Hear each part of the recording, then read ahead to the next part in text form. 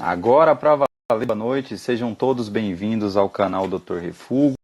Se você está assistindo isso agora, é porque você está no nosso canal no YouTube Dr. Refugo. Essa live foi transmitida na segunda-feira, às 21 horas pontualmente.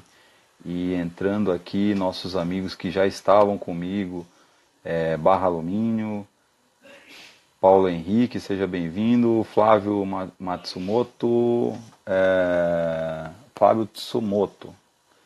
Murilo. Ô Murilo, quanto tempo? Um abraço para você, amigo. Muito obrigado aí. Opa, o nosso convidado já chegou. E hoje eu tenho certeza que será uma live especial. Vou sem mais delongas, trazê-lo aqui. E enquanto ele se conecta, já vou. Hoje nós estamos aqui com ele, Dionei Concer, ele que é doutor em Engenharia Mecânica pela Universidade Federal do Paraná, fez um trabalho sobre o estudo de porosidades em produtos injetados, é mestre em Engenharia. Boa noite, Dionei. Tudo bem? Opa. Boa noite, Fernando. Tudo bem? Tudo bem, estou fazendo aqui as devidas apresentações.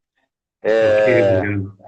Nosso amigo, então, só me corrija se por um acaso no meio do caminho eu derrapar alguma coisa.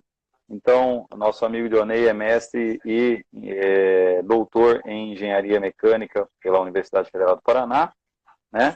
E tem um histórico aí de muitos anos, mais de 20 anos aí, na fabricação e engenharia voltada para moldes e injeção de alumínio. É isso mesmo, né, Dionei? É isso mesmo, Fernando. Então, em primeiro lugar, aí, eu queria agradecer a oportunidade, né, da gente estar podendo conversar ao vivo e também agradecer a presença de todos aí.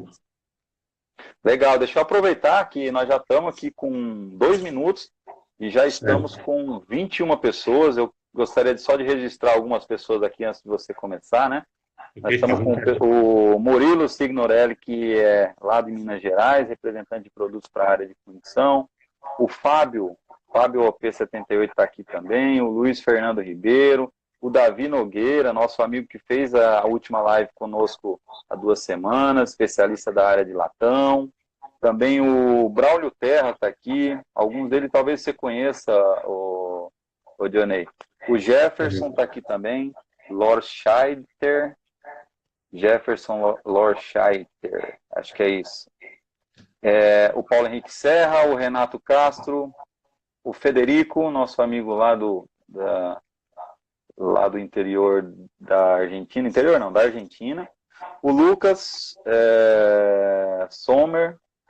O Jefferson Mike Luiz, a Denise Roberto, Barra Alumínio, e também o Everaldo Prado, o Edivaldo de Paula, o Jefferson Malavase, nosso amigo, que já participou das lives aqui também, especialista em alumínio também, nosso Certo. amigo está aqui, o Anderson, o Martin, seu cliente, Martin Kuhn, lá da Fundição Metalúrgica Fundimetal, Ricardo Foco, mestre Ricardo Foco, também já nos brindou aqui com sua participação. Luciano Calesco. Ou seja, um público bem seleto para te ouvir, para nos ouvir aqui hoje, hein, Dionei? Uma grande oportunidade, né, da gente trocar informações, conhecimentos e estar expandindo o nosso Mara- segmento, né? Com certeza, eu acho que isso é uma coisa importante, porque o segmento, ele é um segmento que nós temos que unir, né? Nós já falamos muito sobre isso, mas a gente ainda tem muita oportunidade de melhorar muito a nossa forma de troca de informações, né? Certo. E nosso mercado é um mercado que precisa bastante. E o motivo de eu te chamar para essa conversa hoje, Dionei, é que realmente a gente ouve falar pouco de como é que está o mercado de moldes, né? Como eu tinha te falado inicialmente, né, o nosso público aqui é um público seleto e variado ao mesmo tempo. Então, eu Uhum. tenho aqui, por exemplo, o Luciano Calesco, que é da Micro Inox, se eu estiver errado ele vai corrigir, que trabalha com microfusão. Então, muito do que você vai falar aqui, ele não tem base, mas assim, por isso nós temos que ser o mais didático possível aí nas nossas abordagens, né? Então, em primeiro lugar, para que a gente possa iniciar esse trabalho, você consegue dar uma explanação geral do que é um molde utilizado em injeção de alumínio? Com certeza. Micrometal, deixa eu corrigir que desculpa, toda vez eu confundo. É Micrometal, a empresa do Luciano Calesco. Micrometal. Bom, o molde para injeção de alumínio sob pressão, né? Ele é um ferramental que tem como objetivo injetar peças para metais não ferrosos, né? Então, o grande percentual seria as ligas de alumínio, né? No Brasil, a gente tem várias ligas, né? Mas comercialmente falando, as principais ligas são as 305 e 306. O que faz o cliente optar por um molde para injeção de alumínio sob pressão? Ele está procurando basicamente produtividade e qualidade, diferente da injeção sobre gravidade, né? Quando você pega um molde para injeção sob pressão, você consegue ter uma peça com grande estabilidade dimensional e também com poucas variações de processos de usinagem, porque você consegue tirar a peça praticamente pronta do molde. Perfeito. E aí, então assim, de maneira geral, eu tenho uma máquina, uma injetora, certo? E aí, para que a peça possa sair nas medidas e nas dimensões que eu preciso ter um molde, certo? Esse molde, ele vai ser colocado dentro da máquina e eu vou vir com a máquina de injetora e ela vai pressionar, vai dar pressão no alumínio, por dentro de uma câmara que vai entrar esse alumínio dentro do molde. E aí, nesse processo, a coisa mais importante no processo é que o molde suporte a pressão exercida sobre ele, não é isso? Com certeza. Cada produto ele vai ter uma necessidade, né? Se você tiver um produto, por exemplo, a linha branca, né, que seria os eletrodomésticos, você trabalha com uma tolerância menor. Então, o grau de exigência do produto é menor. Então, automaticamente, você consegue trabalhar com pressões menores. Quando eu falo pressões menores, é algo em torno de 500, 600 bar aproximadamente. Quando você vai trabalhar com linhas, digamos, automotivas, que é um pouco mais requisita, né? Maior requisito, você consegue trabalhar com pressões de 700, 800 bar. E quando você tem peças estanques ou peças tipo vaso de pressão, peças que você vai ter processo de usinagem posteriores, filtros, etc., você vai trabalhar com pressões de 900, 1000 bar. Então, essa pressão de injeção, em função da área projetada do produto, vai te gerar uma força de fechamento mínima. E quem que vai ter que suportar essa força de fechamento mínima? É o molde. Então, por isso que os moldes, eles têm seus aços, a sua engenharia, para suas determinadas aplicações. Então, a gente não pode generalizar os moldes. Para cada aplicação, você vai ter um conceito, em função da sua necessidade. Que maravilha.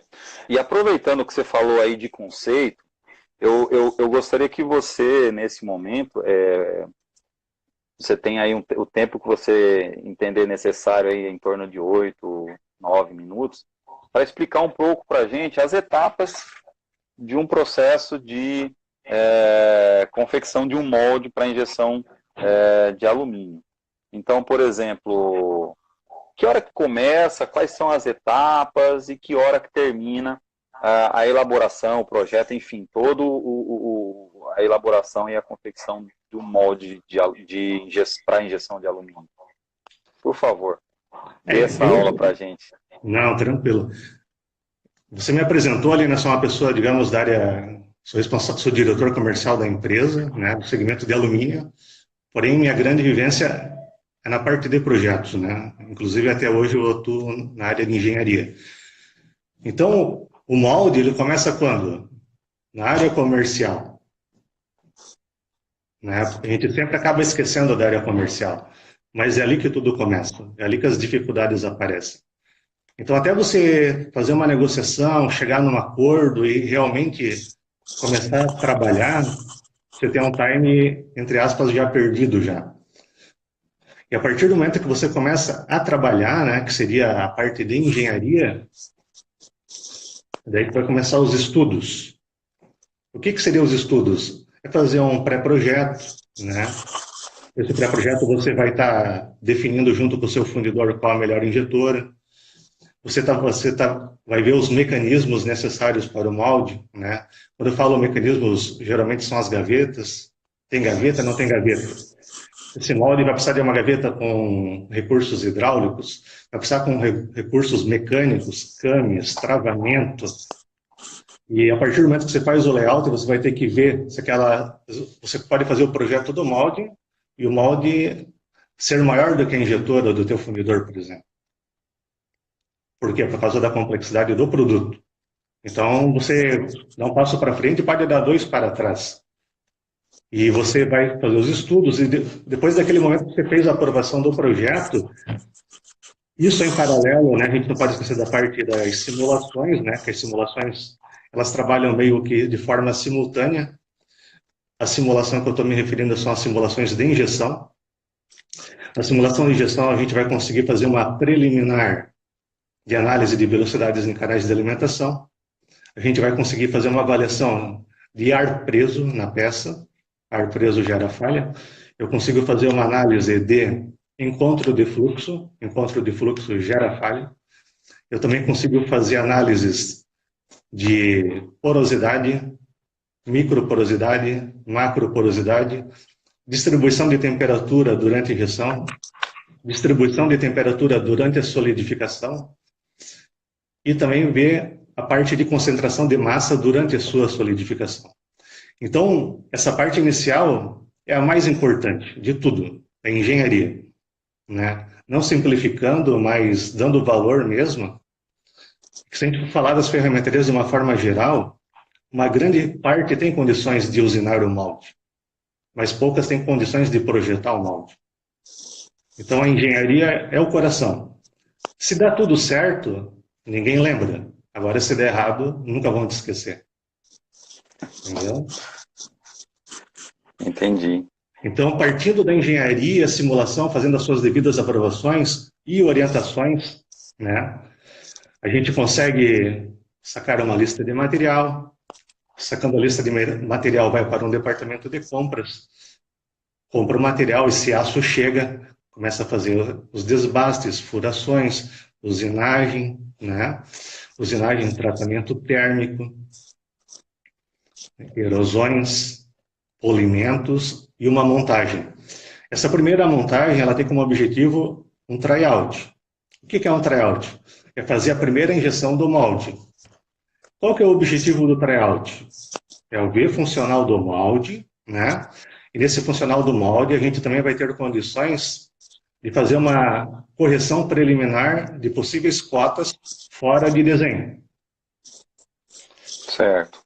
E fazendo esse primeiro tryout, né, o fundidor e o seu cliente final vão fazer um relatório dimensional para ver as cotas que estão fora, para ver se é um problema de molde, se é um problema de contração de material, e, consequentemente, fazer um possível relatório funcional. O que seria um relatório funcional? O molde deu problema, ele não conseguiu fixar na injetora, ele deu um problema na extração, deu algum problema de montagem de bucha de injeção. Então, fazendo essas correções funcionais e dimensionais, lembrando que esse molde ele vai para o fundidor e volta para a ferramentaria. Então, fazendo essas correções e tendo um ok final, esse molde ele vai ter uma montagem final e com suas devidas tratamentos de superfície. Quais seriam os tratamentos de superfície? Nitretação, PVD e afins. Basicamente é isso aí, falando de uma forma bem simplificada. Legal, legal. Então, assim, eu tenho um grosso ali na parte de planejamento, assim, de uma maneira geral, planejamento e projeto, né? Certo. Aí, na sequência, eu venho para a execução propriamente dita, né, que é a usinagem. E aí, na sequência, vem uma pergunta minha agora. O tryout, ele acontece após um primeiro tratamento ou ele acontece somente depois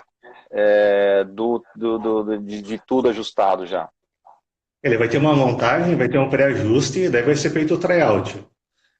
O tratamento que tem antes são os tratamentos térmicos, que seriam as têmperas e alívio de tensões, não Ah, tratamentos de tá. superfície. Ah, tá. Então seria têmpera ali de tensão somente para poder Isso, ele funcionar ali. Legal. exatamente. E uma outra pergunta. Aí, no caso, um processo como esse, nós estamos falando aí da hora da negociação até a entrega final do produto, quanto tempo de projeto total? Eu não posso falar a partir da negociação, tá? Vou falar a partir do momento do pedido Fechamento. recebido, né? Fechou, Perfeito. a gente recebe o pedido, recebemos o desenho. Esse desenho ele vem em 2 dimensões e 3 dimensões. E normalmente o tempo médio, né, são 16 semanas para a construção do molde até o primeiro tryout.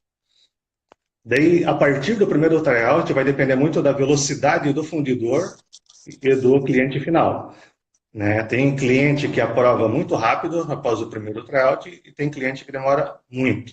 Então, normalmente, o tempo de você fazer o molde, projetar, até o molde estar produzindo, digamos, um tempo bem otimista, é 6 meses, tá? 4 meses de fabricação até o tryout, depois correções, molde volta, aplica os tratamentos de superfície e volta para a produção. É um tempo médio, tá? 6 meses. Entendi. Eu vou guardar uma pergunta do Federico aqui. Ele está fazendo qual é a vantagem que tem no recobrimento PVD. Mas essa você guarda um pouquinho mais para frente, tá bom? Que eu acho que não vai fugir um pouquinho do que a gente vai trabalhar. Federico, aguenta aí. A gente volta depois. Então, se eu responder, E eu respondo, não tem problema. dá para responder e a gente retorna? Dá, tranquilo. Ah, ok, então, por favor. Bom, o PVD ele é um tratamento de superfície, né? Que ele tem o objetivo facilitar o processo de desmoldagem. As peças que são, digamos, aletadas, machos longos e que tem muito contato com alumínio injetado, ele tem uma tendência de agarramento. O tratamento de superfície comum é a nitretação. E a gente pode dizer que o PVD ela é uma evolução da nitretação, ou seja, é um tratamento de superfície, né, com uma grande funcionalidade para processo. Algumas empresas, elas, digamos, de forma equivocada, elas associam o PVD com vida útil. Não tem nada a ver. O PVD ele não vai aumentar a vida útil do ferramental, ele vai simplesmente melhorar o processo. E, Entendi. obviamente, Então, o PVD ele acontece, ele é uma etapa a mais. Ele seria algo após a gente fazer a nitretação, é isso? geralmente, os fundidores eles optam ou nitretação ou PVD. A gente tem que deixar bem Ok. claro que o PVD ele é muito superior à nitretação, muito superior para o processo. Só que tudo que é muito superior é muito mais caro. A gente não pode esquecer É, disso. Então, os fundidores eles têm como, digamos, cultura, assim, né, uma cultura certa de aplicar os PVDs onde? Em pinos e postiços. Nunca numa matriz inteira, tá? Se você aplicar uma PVD numa matriz inteira, inviabiliza o preço do molde. entendi, entendi. É, uma pergunta aqui também bem interessante é do Lucas Sommer. Ele é aprendiz de ferramentaria. Aliás, aprendiz de ferramentaria, você foi professor do Senai, de cursos nessa área, né? Estava vendo no seu currículo que você também trabalhou no Senai. Muito legal. E ele fala o seguinte, na parte de moldes para injeção, usamos aço H13. Teria aço melhor para uso na fabricação? E como escolher o aço a ser utilizado? Assim, a segunda norma NADCA, né, que é a North American Die Casting Association, ela recomenda 2 linhas de aço, o H11 e o H13, né? O H11 ele seria para peças maiores, digamos. Ele é um aço com maior tenacidade. O H13 ele realmente é o aço mais comum. Porém, existe o H13 comum e o H13 ESR, que são os aços refundidos, né? Aqui no Brasil, a gente tem digamos, uma cultura de trabalhar no mínimo com H13 refundido. Existem aços Certo. melhores? Com certeza. Qual que seria o aço melhor do que o H13? Existem vários. Só que esses aços, eles são aços especiais. Um exemplo, nós temos o Deck Magic da Hitachi, nós temos, por exemplo, o da Ivar, da Biller, temos o Equari da Shimous. Mas o que são esses aços? São H13s ou H11s com composição química modificada. Então, o que o cara faz? Ele dá um nome. Ele pega um H13, ele altera um teor químico e dá um nome. Daí ele diz que o aço dele é melhor do que o outro. Então, eu sei por experiência, né, prática de alguns aços que têm realmente uma eficiência melhor. Mas como no PVD, são mais caros. Entendi. Legal. E eu, aproveitando que você está falando aí das etapas e do processo, né? E aqui nós somos uma sociedade de fundidores e por ser uma sociedade de fundidores, normalmente a gente traz fundidores para falar. Mas hoje nós estamos tendo a oportunidade de trazer um fornecedor de fundidores. Então, é interessante ouvir esse outro lado, né? E aí eu queria ouvir de você. Quais são as maiores dificuldades que você, como fornecedor de fundição, encontra aí na hora de fazer um projeto, de um molde, na hora de confeccionar uma ferramenta? As dificuldades, elas já começam na engenharia, né? Então, esse primeiro problema seria o quê? Informações, né? As informações que vêm, ou seja, do fundidor ou do seu cliente final, que geralmente são sistemistas ou montadoras, elas não são, às vezes, 100% confiáveis. O que você quer dizer com 100% confiáveis? Você faz o desenho, o cara te entregou uma revisão de desenho errado. Já aconteceu várias vezes. Você está projetando para um molde, para uma determinada injetora, depois do molde pronto, a porta da injetora bate no molde. Você vai ver o desenho da injetora estava errado. Então, são erros comuns e frequentes. Desenhos antigos que teve problemas repetitivos e os seus desenhos nunca foram atualizados. Esse é um problema, né? Então, falando de engenharia, basicamente são as informações, né? Falando depois do tryout, são as velocidades de respostas. Às vezes você tem uma grande pressão para você entregar o molde, e o molde chega no fundidor e não acontece o tryout. Você ficou sofrendo 4 meses para fazer o molde. Porque o molde era urgente, o cronograma estava atrasado. Enfim, chegou a tão sonhada entrega. A gente entrega o molde, o cara leva 1, 2 meses para fazer o tryout. Então, às vezes é incoerente, entendeu? Você leva metade do tempo que você fez o molde para fazer um tryout. E partindo disso, devem os seus relatórios, né? Quais são outras dificuldades que a gente tem, né? A parte de qualidade.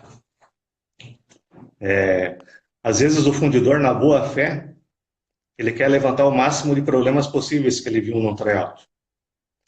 Só que esse problema que ele levantou não é importante para o cliente dele. Então ele está se auto-prejudicando. Então você fez um tryout e viu lá que a peça teve um micro encontro de fluxo. Uma microporosidade. O cliente dele nem sabe o que é aquilo ali, para ele não é importante. Imagine uma luminária. Você tem uma luminária lá a 10 metros de altura e tem um micro encontro de fluxo. O que isso vai impedir da luminária funcionar? Nada. Mas o cara da qualidade da fundição, ele vê aquilo ali como um problema. Então ele me prejudica e ele se prejudica a própria empresa que ele trabalha, porque a empresa dele não vai produzir. E a partir do momento que você levanta um relatório com problemas, o cliente final, como ele não é especialista da área, ele fica preocupado e ele quer uma solução. E às vezes aquilo ali nem tem solução. Como não tem solução? Porque dependendo da geometria do produto, o fluxo do alumínio vai ser diferente. É por isso que existem os simuladores. Então, cada molde, cada produto é uma simulação nova, nunca será repetida. Por quê? Por causa da geometria. Se você botar um simples furo, altera o fluxo. Esse fluxo vai gerar ar preso, encontros e afins, que são possíveis problemas. E, claro, a gente não pode esquecer da dificuldade principal, que também é a parte financeira, né? Às vezes você faz tudo certinho, aprova o molde, entrega, corrige, quero receber e não consigo. Então, são as dificuldades gerais, né? Entendi, entendi. Realmente isso é uma questão bem relevante aí do processo. O nosso amigo Ricardo Fogo está aqui, enquanto você comenta, Ricardo Fogo, nosso amigo doutor aí, está dando risada porque ele sabe muito bem como é que funciona essas questões todas aí, essas dificuldades que existem no processo, né? Até uma curiosidade, né, que chega a ser engraçado, teve um tempo atrás aí que tinha um cliente que queria fechar um molde, ele falou, pô, Dionei, você consegue fazer o molde em 3 meses? Olha, eu vou dar uma olhada aqui com a engenharia, com a fábrica, ver o que a gente consegue fazer. Fizemos toda uma avaliação, ó, se você mandar o pedido essa semana, a gente te entrega em 3 meses. Quem disse que o cara mandou o pedido? Depois de 6 meses, o cara liga, Dionei, tu consegue fazer o molde em 3 meses? Pô, entendeu? Dava tempo de ter feito 3 moldes. Porque ele levou 9 meses para decidir. Então, tem coisa que a gente não consegue entender. Entendeu? É difícil. Então, é bem complicado essas coisas, né, Dionei? E a gente estava falando aqui, surgiu aqui uma questão aqui, aliás, um abraço aí para o Eduardo da Euromar, que está aqui com a gente também. E surgiu uma questão aqui também falando o seguinte, é fácil calcular a vida útil de uma ferramenta, Dionei? É fácil calcular a vida útil? Tem aço especial para determinadas ferramentas para aumentar a vida útil? Vida útil da ferramenta, é possível alterar? A gente consegue alterar a vida útil? Bom, esse daí é uma das partes mais complexas que tem para se explicar, tá? Por quê? Porque a gente já fez moldes iguais. Mesma engenharia, mesmo aço, mesmo produto. É para o fundidor A, é para o fundidor B. No fundidor A dura 100 mil ciclos, no fundidor B dura 120 mil. 20% de diferença. Existem situações que você faz o molde para o fundidor A, mesmo projeto, mesmo aço, mesmo produto. Durou 100 mil. Depois de 6 meses, você repete o mesmo molde para o mesmo fundidor. Dá uma vida útil diferente. Como é possível isso? Entendeu? Boa pergunta. Você consegue responder? Essa é uma das respostas mais frustrantes que a gente tem, porque, assim, trabalhamos com os melhores aços possíveis e esses melhores aços possíveis não têm garantia, certo? Eu fiz um trabalho de mercado, assim, falei com as melhores empresas de aço do Brasil e falei o seguinte, eu quero fazer esse molde para esta peça. Qual aço você recomenda? Eu recomendo esse aço aqui. Excelente resposta. Qual garantia que você dá no aço? Não dou garantia. E essa resposta se estendeu por 5 empresas. 5 empresas. Mas que garantia que o fornecedor do aço dá? A única garantia que o fornecedor do aço dá é composição química. Ele não garante vida útil. Mas por que você não garante vida útil? Porque eu não estou no lado da injetora. Isso é a resposta dele, não é minha, tá? Eu não estou no lado da injetora, eu não sei a pressão, eu não sei a velocidade, eu não sei a temperatura, eu não sei o cuidado desse fundidor. Então, a gente sempre fala um exemplo bem irônico, né? Tipo assim, Dionei compra lá um carro zero e o Fernando compra o mesmo carro zero. E o Fernando não, Dionei. Dionei vai lá e bate com o carro no poste. Daí não adianta ir lá na concessionária reclamar que eu bati no poste. E na nossa área, às vezes a gente tem que cobrir erros de processo. O cara não faz manutenções, não faz alívio de tensões, não faz limpeza e tem erros. E o cara liga, deu problema no molde. A gente tem que saber o que aconteceu no molde. A gente vai lá, manda um caminhão, o caminhão pega o molde, desmonta tudo, teve um problema de colisão, era para ter botado um puxador na placa extratora, você não botou, e deu uma colisão do extrator com a marcha da gaveta e estragou. A gente detecta o problema, fala para o cara e ele ainda acha ruim. Ele não aceita isso. Ou seja, ele quer que a gente assuma o erro dele. Entendeu? Isso também é uma grande dificuldade. Então, voltando nos aços ali, a gente tem clientes que teve, digamos, foi o mais inteligente possível. O cara faz vários moldes repetitivos. Ele pegou e fez um molde de cada aço e botou na máquina. Aquele que durou mais é o melhor aço. Hum, entendi. A Melhor gente tem a para, parte. melhor para Desculpa? ele, né? Para ele, né? Nem tudo que é bom para ele é bom para o concorrente dele. Então, da forma que ele trabalha para o produto dele, aquele aço foi o melhor, né? Entendi. Eu não vou fazer propaganda, né, aqui, mas eu já tenho um histórico de uns aços que realmente têm uma grande assertividade, tá? Eles são aços muito bons e tem aços que é muito ruim. Então, isso interfere muito. E para você durar, fazer uma longa vida útil, tem que fazer manutenção a cada 25 mil, 30 mil ciclos. O alívio de tensão no aço é recomendado, ele é exigido.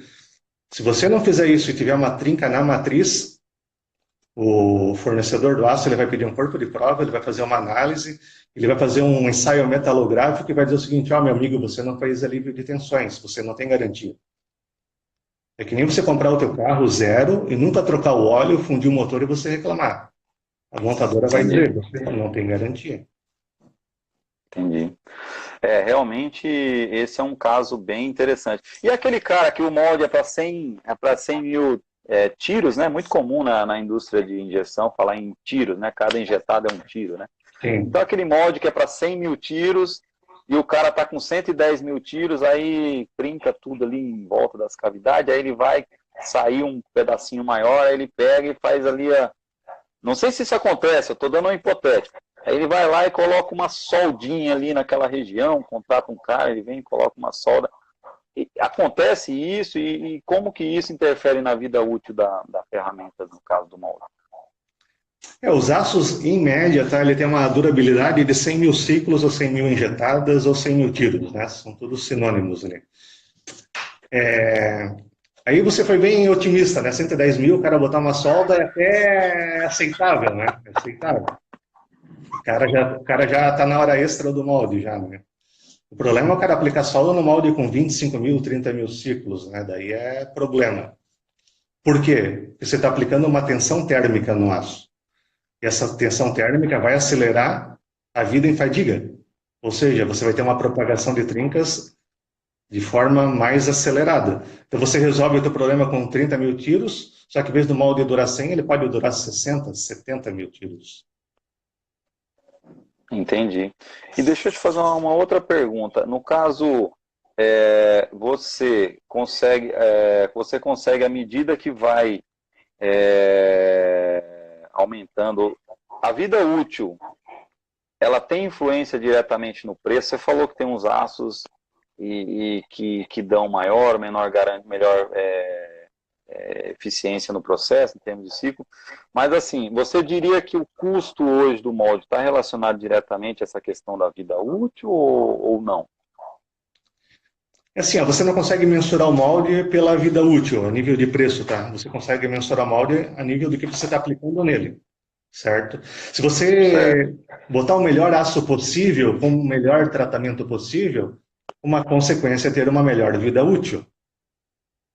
Certo. Então, a gente procura vender sempre o melhor possível. O melhor possível seria o melhor aço, o melhor tratamento, um projeto estruturado.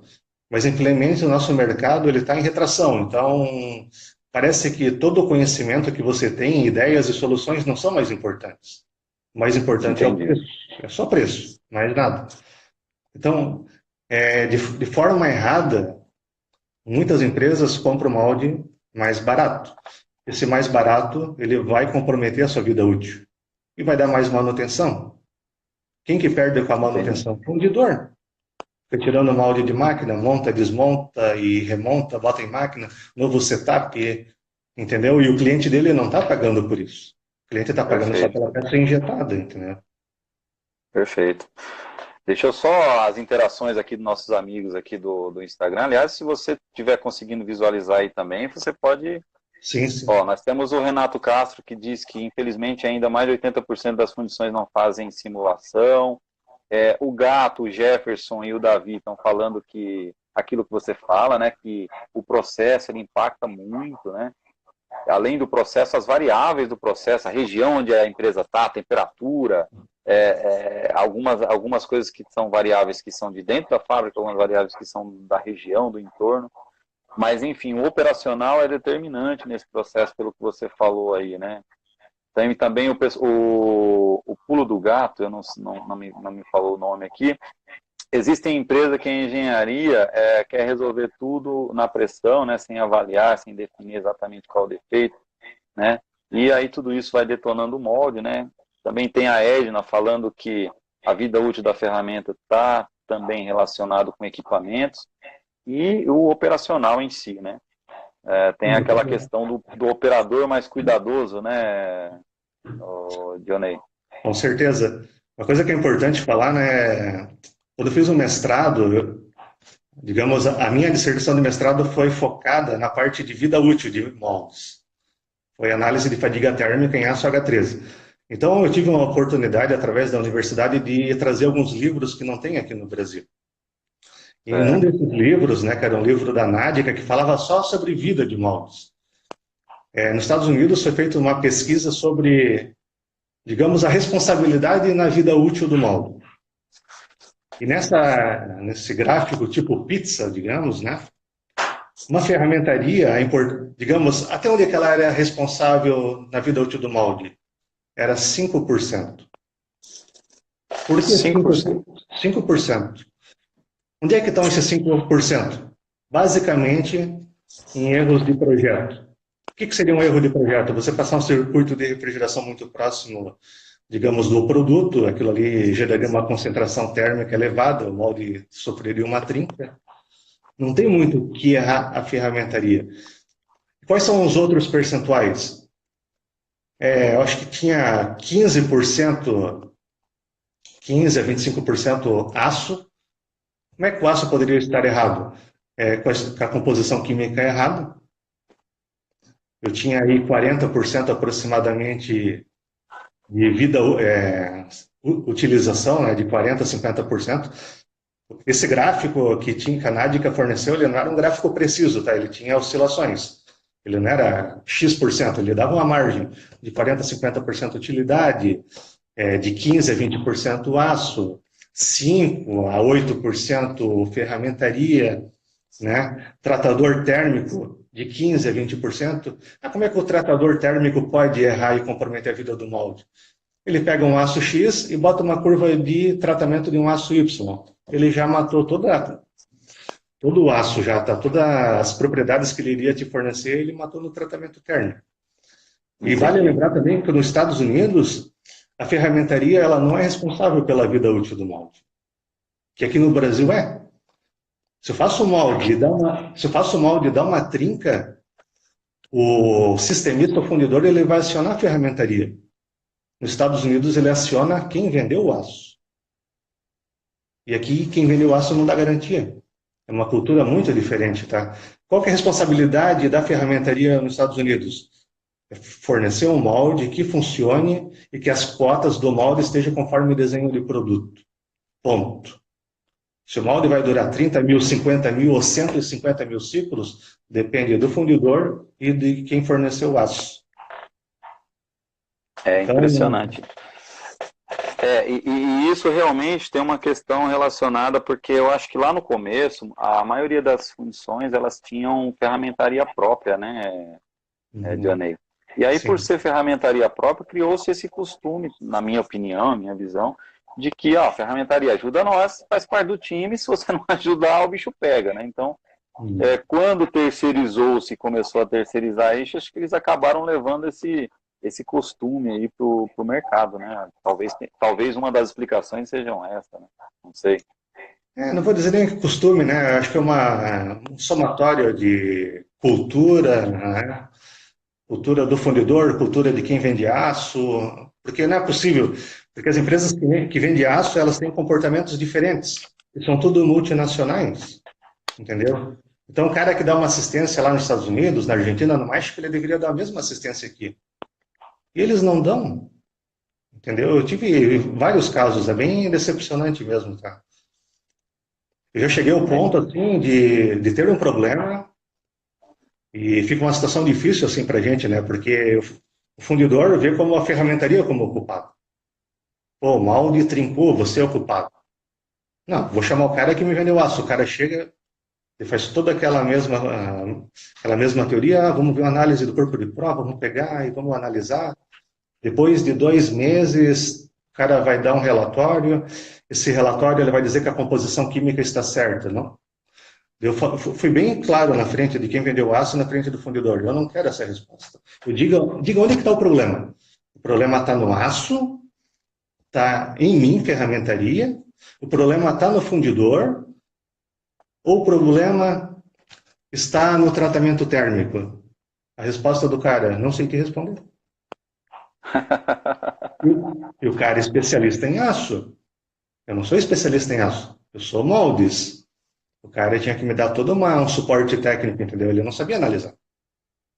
Entendi. Não, realmente isso daí daria uma nova live, a gente falando só dessa questão estrutural, né, e da parte de como proceder para a gente poder ter vida útil, né. Mais uma vez, o bate-papo aqui está rolando solto, né, o Ricardo Foucault falando também que se as empresas colocassem na ponta do lápis o custo do molde, e eles tomariam muito mais cuidado com pré-aquecimentos, com choque térmico e com controle de teor de ferro para evitar agarramento, né. Porque a vida útil está relacionada diretamente com esses fatores, né. E o Lucas, novamente, falou que já viu casos de ferramentas com 10 mil tiros, já começar a apresentar trinca ali na região de Canais. Isso seria consequência de qual processo? E aí, logo na sequência, o Jefferson já respondeu. Aí você pode concordar ou discordar ou incorporar. O Jefferson falou que está relacionado justamente com as grandes variações de temperaturas, né, impondo tensões superficiais e aplicando desmoldante à base d'água em excesso. Seria algo nesse sentido, né? Ou não? Concorda, discorda? É que tem muitas variáveis, tá? Eu vou dar um exemplo agora de um cliente nosso aí, que ele tinha um molde, que ele tinha um canal de injeção superdimensionado. O que seria um canal de injeção superdimensionado? Está entrando mais alumínio do que o necessário. Então ele tinha um problema de um molde que não dava vida útil. E o cara injeta 24 horas esse molde. O cara faz um molde novo a cada 2 meses. Daí ele falou o seguinte, Johnny, eu tenho esse molde aqui, em vez de ele durar 100, 120 mil, com 60 mil, 70 mil ciclos, ele já trinca. O que pode estar acontecendo? Eu falei, vamos começar a analisar através de uma simulação. Então, o que a gente fez? Eu fiz uma simulação e constatei esse superdimensionamento de canais. O que esse superdimensionamento de canais estava acontecendo? Quanto mais alumínio você injeta, mais energia você está aplicando na cavidade. É mais velocidade, é mais troca de calor. Esse excesso de troca de calor fazia com que o aço perdesse temperabilidade. E perdendo a temperabilidade, consequentemente diminui a dureza e o aço trincava. A gente fez uma simulação, corrigimos o canal, tanto em geometria como dimensional. Esse canal ficou 200 gramas mais leve. Agora pega 200 gramas e multiplica por 100 mil ciclos para ver quanto que o fundidor está economizando. E além de ter uma vida útil correta do molde. Então, no nosso segmento, é feito, digamos, economias nos lugares errados, tá? Onde se deve aplicar, o cara quer economizar. É tipo que nem você falou, né? Teve um amigo nosso aí que estava acompanhando que botou 80% dos fundidores não fazem simulação, né? E realmente, poucas empresas não fazem simulação por falta de mão de obra, né? Ou seja, tem um profissional qualificado para fazer. E muitos veem aquilo ali como um dinheiro jogado fora. Para que eu vou fazer uma simulação? Eles veem que eu podia comprar outra coisa, a simulação não me agrega nada. Então, existe essa visão ainda meio do passado em algumas empresas, tá? E tem empresas, assim, né, que nem você falou, né, de cultura. Às vezes o cara ele tem uma grande experiência lá de fábrica, lá tudo, que isso é honrável e ajuda muito. Mas não adianta, a simulação ela vai te dar um norte bem mais preciso do que um achômetro. Eu acho que vai acontecer isso, eu acho que vai acontecer aquilo. E eu vejo por nós, assim, a simulação está dando um percentual de acerto de 90%, 95%. Praticamente não há correções no molde. E se você faz no achismo e bota solda, fecha a bolsa, abre canal, fecha canal, já está matando a vida útil do molde só ali, tá? Entendi. Realmente, o nosso amigo Pulo do Gato, o nome dele é Ronald, ele está falando que 50% das fundições não conhecem as suas máquinas, né? Não sabem diâmetro de êmbolo de injeção, não sabem alguns outros cálculos, algumas outras funções específicas. E nós não vamos entrar nesse mérito, senão a gente não chega onde eu quero chegar. Mas, assim, nós vamos fazer uma live só sobre isso, viu, Ronald? Porque realmente a gente tem muitas empresas que não conhecem as especificidades das suas máquinas. Acho que isso é uma. O Martin está falando que o processo de manutenção realmente faz muita diferença na vida útil. Pelo enfatismo dele aqui, ele deve ter sentido na pele algo parecido com isso. E aí nós temos também aqui o Silvio Bertoletti participando conosco também, dizendo que depende do processo das condições de máquina e a simulação deve ser aliada a uma experiência adequada aí. Então, para a gente fechamos esse ciclo aqui da vida útil, porque como bem dizemos, é um tema bem variado, né, Dani? Vai longe, né? É, o molde em si, ele tem muitos assuntos, na verdade, né? Muitos. Você pode Mas falar, você pode falar só de engenharia, só de aço, só de processo, pode falar de muita coisa, tá? Ele é muito. muito legal. Deixa eu te fazer algumas perguntas aqui. Eu queria entender como é que está hoje no Brasil a questão do uso de termos reguladores. Utilização, para quem não sabe quais são os termos reguladores, são equipamentos que você acopla nas injetoras e eles conseguem, através de líquidos arrefecedores e aquecedores, eles conseguem manter regiões do molde em uma determinada temperatura. É muito utilizado em moldes grandes, com áreas específicas, moldes muito detalhados. Tem utilização de termorreguladores no Brasil? Você consegue citar alguma empresa que utiliza? Ou... Tem muitos fundidores que estão usando, né? Termorreguladores, eles são importantes se você utilizar ele na hora certa, né? Você pegar um molde simples, que tu tem só uma entrada e uma saída de água, usar um termorregulador para quê? Né? Para não. Agora, você tem um molde com múltiplas refrigerações, daí realmente ele é importante. Ele ajuda no setup, ajuda você controlar as suas temperaturas. E falando de quem utiliza, eu diria que 60% das soluções estão utilizando. 60 ou 70. Puxa vida, sério? Sério. Eu pensei que era um número menor.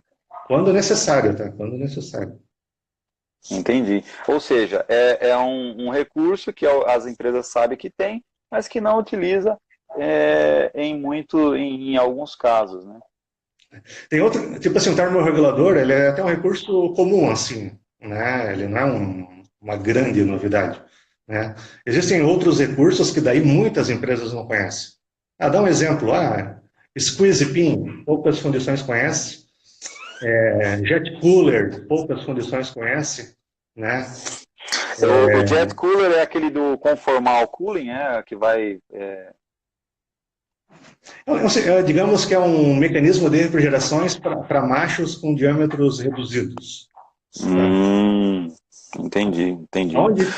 Onde que eu vi usar o jet cooler? A Yamaha e a Honda usam com uma maior frequência. Entendi. Tem uma pergunta do Federico, nosso amigo lá da Argentina, e aí vem de encontro ao que a gente está falando aqui. Ele pergunta se tem algum tratamento que deve ser aplicado aonde no circuito de refrigeração do molde. Não. Se aplica o tratamento convencional, né? É o tratamento convencional. Perfeito. E mais uma pergunta que eu ia te fazer é o seguinte. Para quem não sabe também, pessoal, no Brasil não se usa muito. Aliás, eu acho, né? Aí eu vou ouvir do Dionei. Mas, assim, um outro processo que eu vi lá fora, né?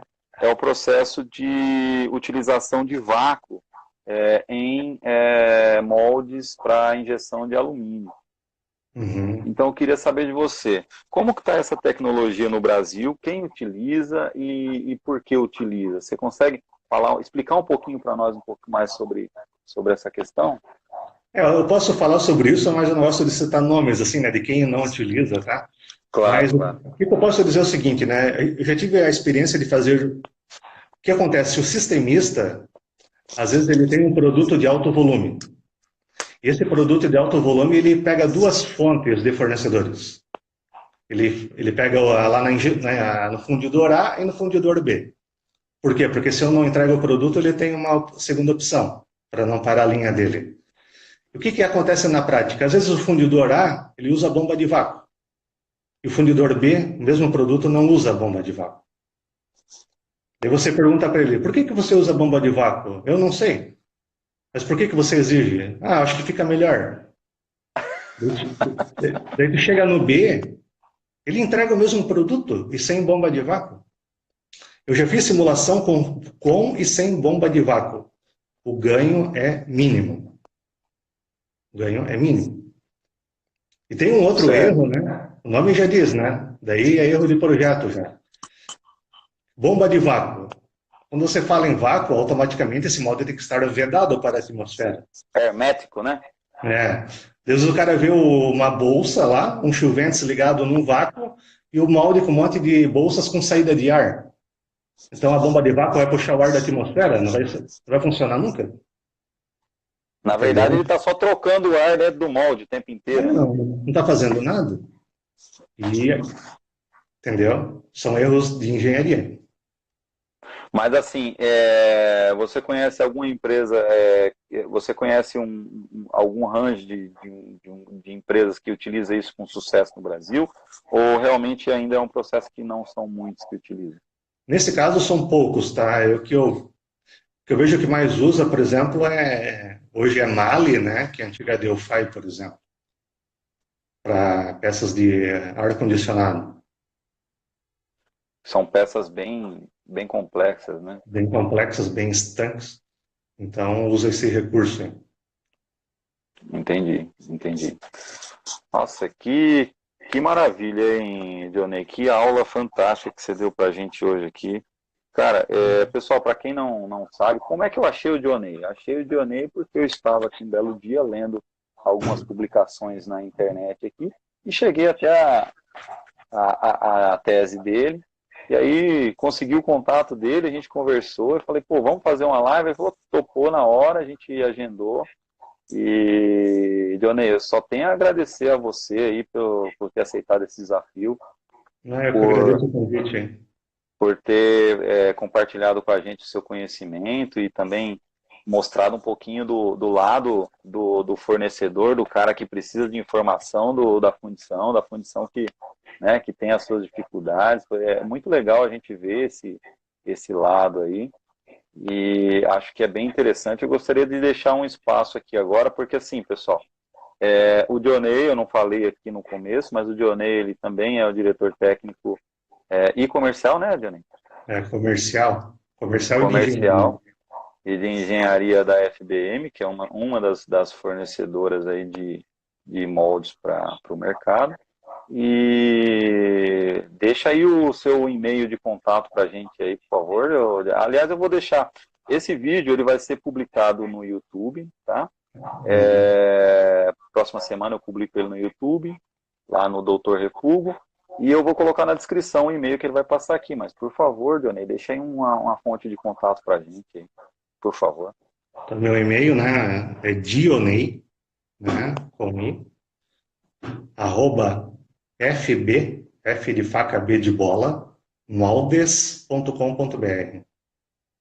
Beleza, e-mail bem fácil aí. Dionei, agora é o seguinte, eu queria agradecer aí, nós chegamos a picos aqui de audiência da ordem de 46 pessoas, um excelente público, mais público que você só o Jefferson Malavale que conseguiu aí, e o Foco, então nós estamos aí com um time bem formado, aí o time do pessoal que é fera aí no processo. Bem, você tem um espaço aí para suas considerações. por favor, fique à vontade, a casa é sua. Eu gostaria de aproveitar o momento, né, e espero que não seja o último também, que a gente consiga fazer um trabalho de conscientização das empresas, tá? Esse trabalho de conscientização é principalmente entre fundidores e ferramentarias. Um precisa do outro, certo? Nosso mercado ele está em retração, isso não é nenhuma novidade.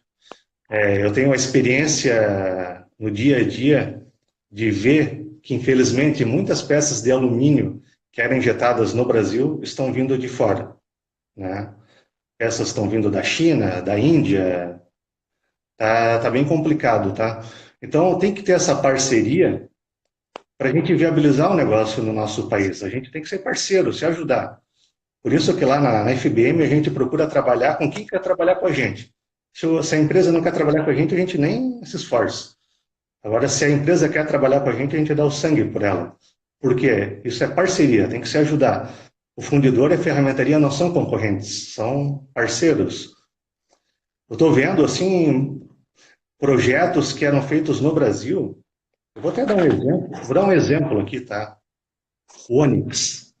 O Onix 2017 e 2018 era o carro mais vendido do Brasil. Ele faz, digamos, uma divisão ali de liderança com a HB20, fazia, né? As peças de suspensão desse carro era feita tudo no Brasil.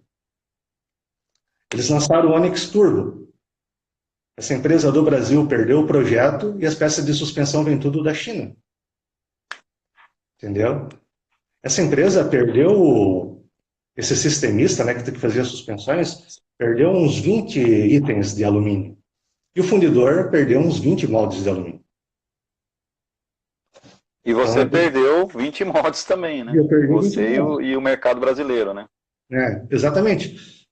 Quando eu perco um molde para um concorrente, eu não fico triste. A gente fica feliz, porque ele me dá mais chances de pegar outro negócio. Agora o problema é quando a gente perde um negócio para um outro país. Daí é complicado, entendeu? Porque se o meu concorrente está lotado, é mais chance de vir trabalho para mim. Agora, se o meu concorrente está vazio, daí a gente fica brigando. Briga por preço, briga por aquilo, entendeu? É complicado. Eu tive na Automec ano passado, eu fiquei muito decepcionado, assim, com a quantidade de peças de alumínio de países que vêm de fora. Foi muito triste, assim, porque eu vejo que as condições perderam aquelas peças, perderam aqueles projetos. Entendi. E no caso, hoje você ainda tem mais concorrente nacional ou você já começa a ter mais moldes, mais perda de moldes para concorrentes de fora? China, por exemplo. Isso é muito oscilante, tá? Quando eu falo em parceria, assim, o que eu digo? É usar o bom senso. Corretamente, o fundidor ele pede o melhor possível no molde. Ele quer o melhor aço, ele quer o melhor tratamento, só que aquilo resulta num preço X. Seja a FBM ou qualquer um dos seus concorrentes, vai ter um preço elevado. Daí ele leva aquele valor daquele molde para o sistemista, e o sistemista olha ali, porra, tá muito caro isso aqui, deixa eu orçar na Índia e na China. Só que lá na Índia e na China ele não orça com a mesma configuração que o fundidor pediu aqui no Brasil. Ele orça a configuração lá da China. Automaticamente vai ser bem mais barato. Daí o que acontece? Eu perco o molde. Só que o fundidor que pediu um negócio tão caro, o sistemista vai lá e orça o produto já na China também. Daí o que acontece? O cara compra o molde e já traz a peça da China já. Antes, os caras estavam trazendo só molde de fora, só molde. Agora estão trazendo as peças. Entendeu? Isso é um problema.